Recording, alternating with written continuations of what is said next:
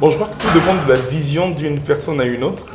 Vous savez, en Égypte, il peut y avoir la peste qui est en train de frapper ou de ravager, alors qu'à Goshen, il n'y a rien. Donc tout dépend de où tu es, de la vision que tu as. Moi, je pense que c'est plutôt une saison favorable, où on a déjà tout le monde à la maison, tout le monde est au moins connecté ou devant sa télé. Donc c'est le meilleur moment pour atteindre les gens. Et surtout pour passer un message par rapport à l'attitude aussi qu'il faut avoir par rapport à ce moment, quel est le regard de Dieu par rapport à cela. Vous voyez, quand il y a des guerres quelque part, chaque gouvernement rapatrie ceux qui ont la nationalité. Les Américains vont ramener leurs gens aux États-Unis parce qu'il y a la guerre en RDC. Et c'est la même chose. Je crois que maintenant, là, nous devons nous comporter comme le ciel se comporte par rapport à cette crise. Et la parole de Dieu nous donne beaucoup d'exemples par rapport à cela. L'année de la mort du roi Osias, le Seigneur était assis sur son trône. Pendant qu'il y avait des déluge dans le monde, le Seigneur était assis sur son trône. Donc je crois que la pandémie ne touche que la terre et pas le ciel. Donc à nous d'être sereins comme enfants de Dieu et à maximiser dans notre relation avec Dieu, maximiser dans notre attachement avec le Seigneur, dans la prière, dans la méditation de la parole de Dieu. Le peuple de Dieu comprenne que seul Christ doit être notre centre et notre essentiel, et non nos pasteurs ou nos pères. Je crois que voilà, il faut que ceux qui sont interpellés par cela, justement nous qui sommes interpellés par cela, puissions réagir tel que Dieu veut que nous puissions réagir. Mais je crois qu'en termes de péché ou en termes d'égarement, ce ne sont pas que les pères qui se sont égarés, même ceux qui viennent à l'église s'égarent, ils pêchent aussi. Donc je crois que la grande erreur que l'on pourrait faire en ce moment-ci, c'est de penser que la pandémie est venue pour frapper ou pour donner une leçon à une catégorie de personnes. Je crois que nous tous, nous avons des leçons à tirer, que quand cette pandémie s'arrêtera, il y aura une masse de réalisation de promesses de Dieu qui va s'abattre sur la vie de plusieurs. Donc ça dépend de toi. Cherche Dieu, sois prêt pour la prochaine étape qui arrive très bientôt. Et je crois que tu en sortiras meilleur.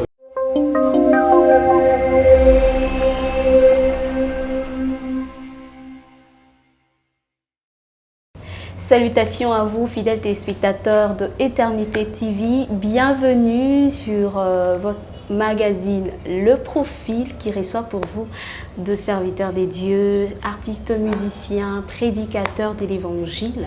Pour cette fois-ci, nous avons reçu pour vous le frère Gamaliel Lombo, que je salue. Bonjour frère Gamaliel. Bonjour Becky.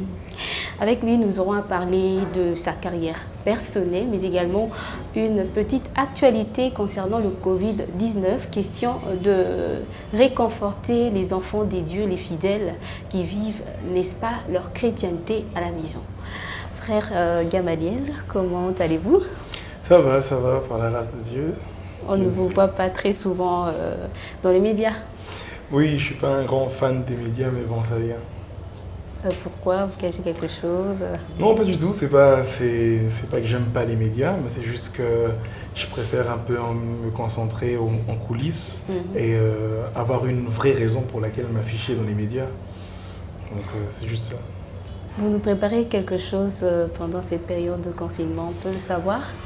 Oui, je suis en plein studio, cette fois-ci seul, en train de préparer un IP. C'est avec 6 chants au studio. Donc je crois que d'ici là, peut-être dans 1 mois ou 2 mois, ça sera sur le marché, si tout va bien. Vous n'accourez pas un risque de sortir un single pendant cette période de confinement?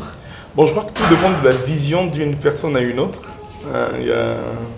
Vous savez, en Égypte, il peut y avoir la peste qui est en train de frapper ou de ravager, alors qu'à Goshen, il n'y a rien. Donc tout dépend de où tu es, de la vision que tu as. Moi, je pense que c'est plutôt une saison favorable, où on a déjà tout le monde à la maison, tout le monde est au moins connecté ou devant sa télé. Donc c'est le meilleur moment pour atteindre les gens. Et surtout pour passer un message par rapport à l'attitude aussi qu'il faut avoir par rapport à ce moment, quel est le regard de Dieu par rapport à cela. C'est pour vous une manière de servir Dieu pendant cette période?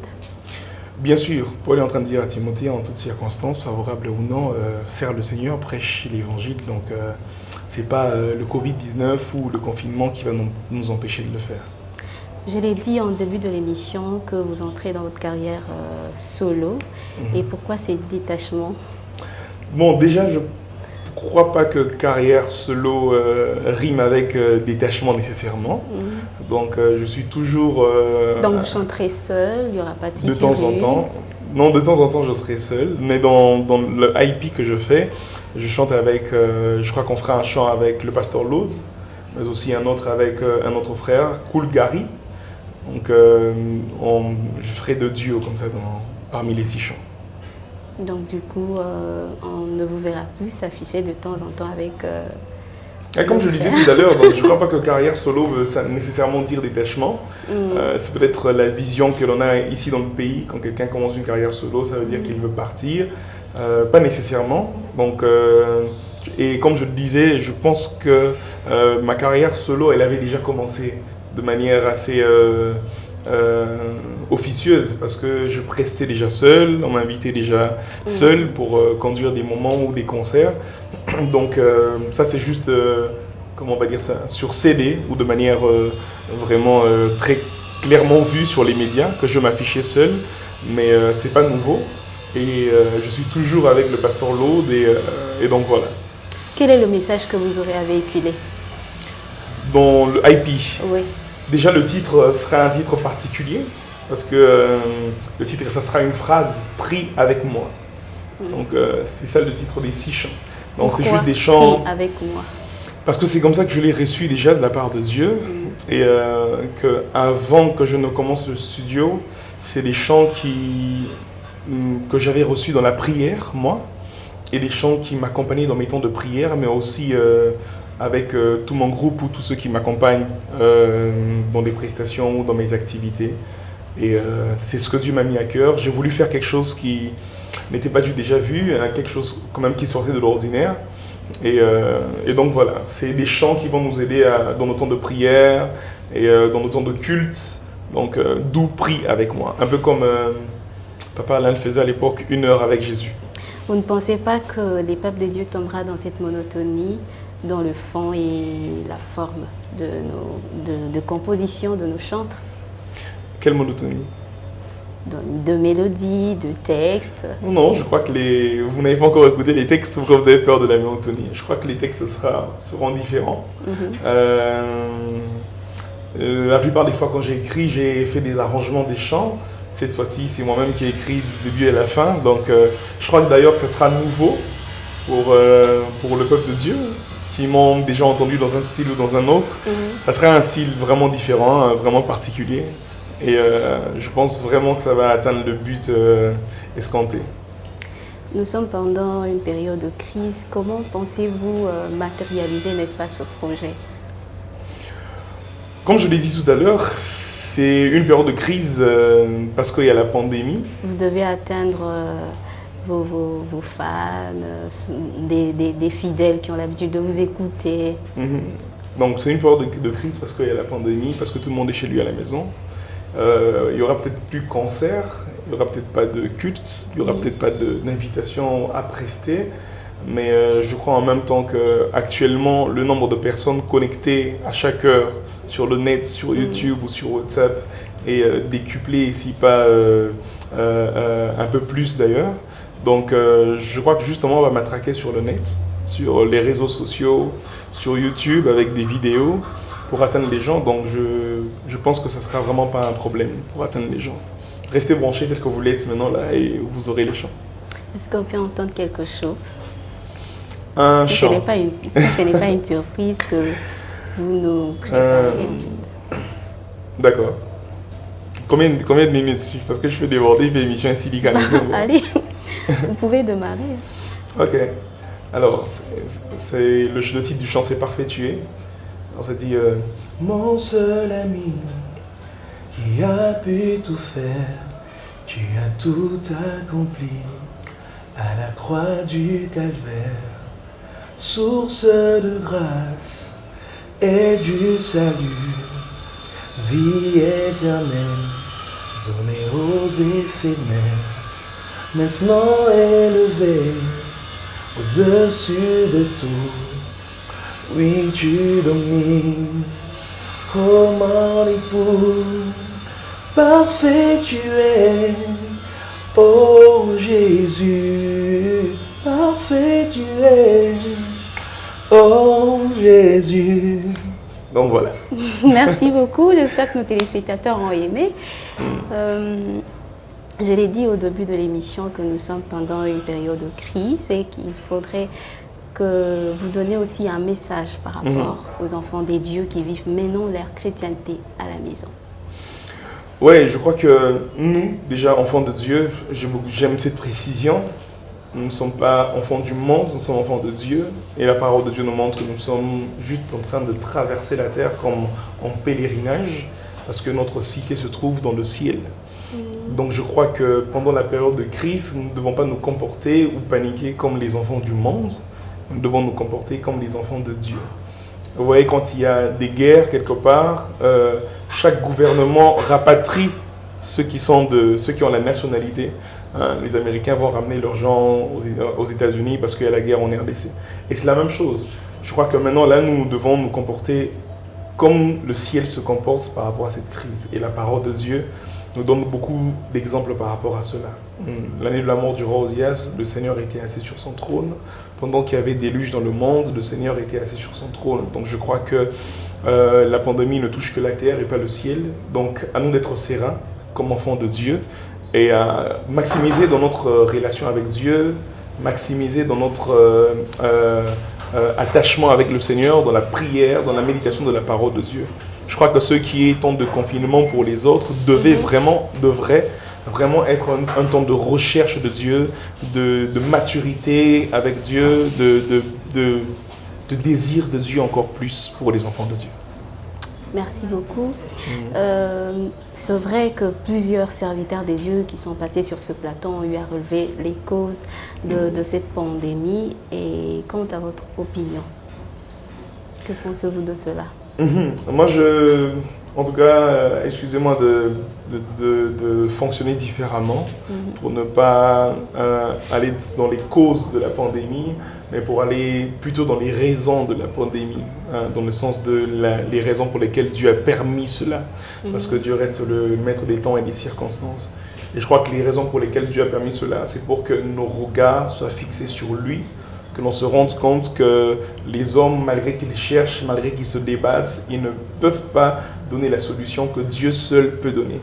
Un peu comme dans Nombre 21, la Bible déclare qu'il y avait comme une épidémie, ou si on peut le dire comme ça, en tout cas il y avait un malheur qui attaquait les enfants de Dieu parce que les serpents brûlants étaient en train de mordre les enfants d'Israël, et à cause du péché d'Israël justement, qui peut être une cause de pandémie.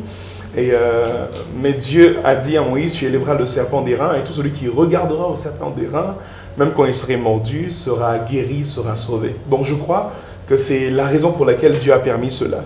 Pour que ceux qui commençaient à s'affaiblir dans leur foi, pour que ceux qui sont incrédules face à la parole de Dieu se rendent compte que la solution ne se trouve qu'en Dieu, et c'est la vérité. Seul Dieu a la solution par rapport à cela. Il est écrit « Je frapperai le berger et le brebis seront dispersés ». Ne pensez-vous pas que cette pandémie, l'une des causes de cette pandémie, dénote, n'est-ce pas, de la conduite ou de la marche de nos bergers, de certains serviteurs des dieux qui ont déraillé un tout petit peu? Déjà, s'il faut aller dans le contexte de ce texte-là, je frapperai les bergers et les brebis seront dispersés.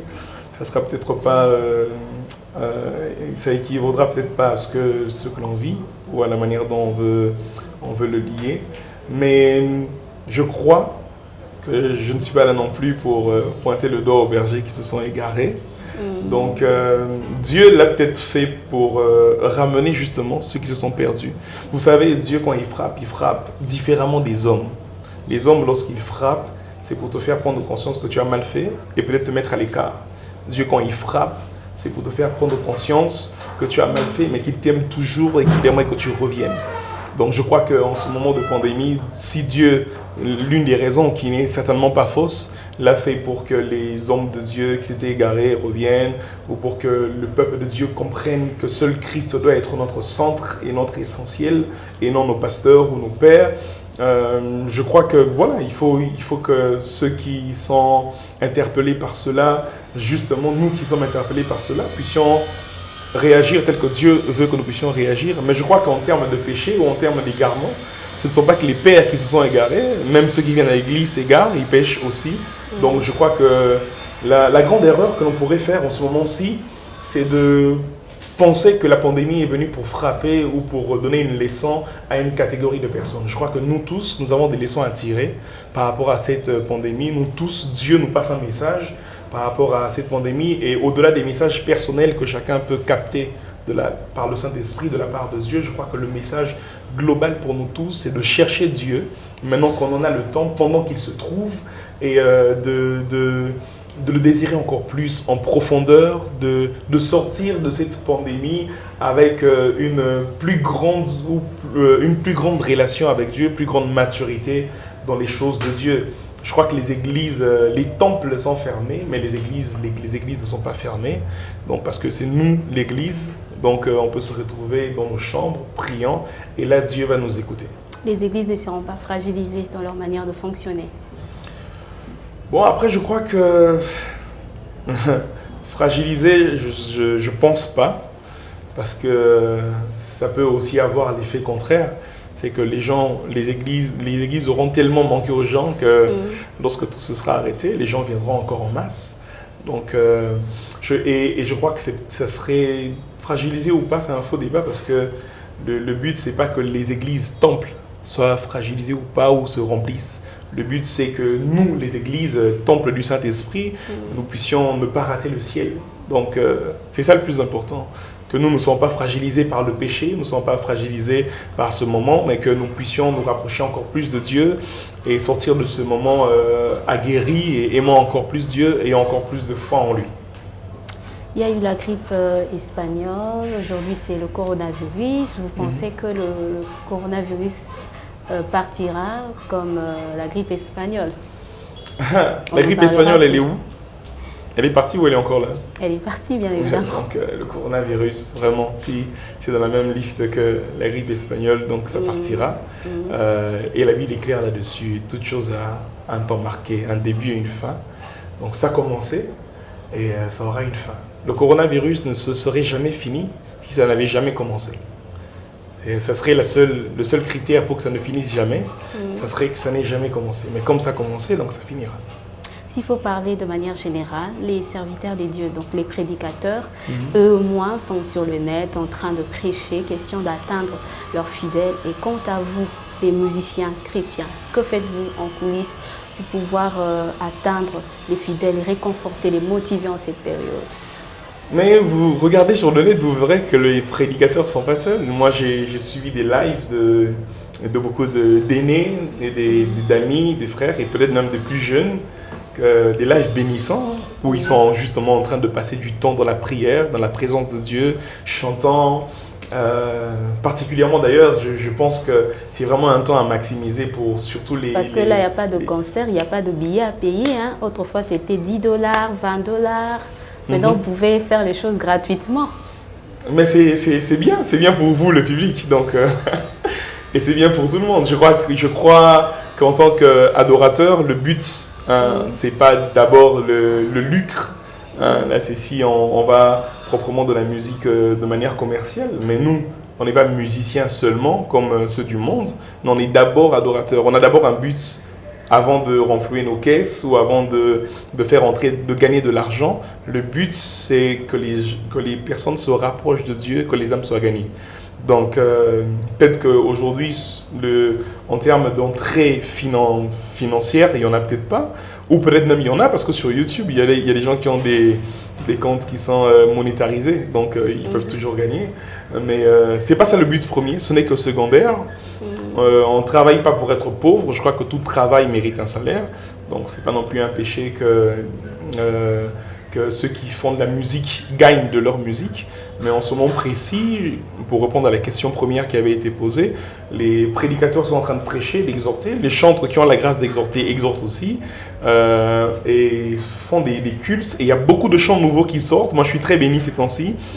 De manière personnelle, de manière générale, il y a beaucoup de chants nouveaux qui sortent. Et je lançais un appel aux adorateurs pour dire que c'est vraiment le moment, le ciel est ouvert, de recevoir de la part de Dieu des chants nouveaux et ça dans la prière. Donc les lives se font en musique aussi. Nous chutons déjà vers la fin de l'émission. Votre dernier mot? Mon dernier mot déjà, c'est rester connecté à Eternité TV. Parce que certainement, vous aurez aussi le IPC, chercher la face de Dieu. Ne serons pas seulement plus connectés sur le net que par rapport au ciel, à Dieu. Donc c'est vraiment un appel à chercher la face de Dieu. Je l'ai dit il y a quelque temps dans une de mes publications et je le redis encore, je pense vraiment que la meilleure lecture à faire par rapport à ce temps, c'est que Dieu, c'est comme un temps d'enfantement, c'est comme un temps de cache-toi. Et Dieu ne commence pas le cache-toi s'il sait qu'il n'y aura pas de montre-toi après. Donc c'est vraiment un moment de cache-toi, d'entrer dans la présence de Dieu, de désirer, de vivre les promesses de Dieu, parce que je crois que quand cette pandémie s'arrêtera, il y aura une masse de réalisation de promesses de Dieu qui va s'abattre sur la vie de plusieurs. Donc ça dépend de toi. Cherche Dieu, sois prêt pour la prochaine étape qui arrive très bientôt. Et je crois que tu en sortiras meilleur et ça ne sera que bénéfique pour chacun de nous. Merci à vous, frère Gamaliel, d'avoir accepté notre invitation. Nous pensons que nous aurons à vous recevoir dans nos prochaines éditions. C'est moi qui vous remercie, que Dieu vous bénisse. Merci à vous, fidèles téléspectateurs, vous qui nous suivez de partout, en dehors de frontières. Christian Bopa, Téléréférendum, merci également à toi et merci à Ariel Mouteba qui est à la réalisation. Et vous, peuple des dieux, que le Seigneur vous bénisse. Nous nous retrouvons prochainement. Au revoir. Bye bye.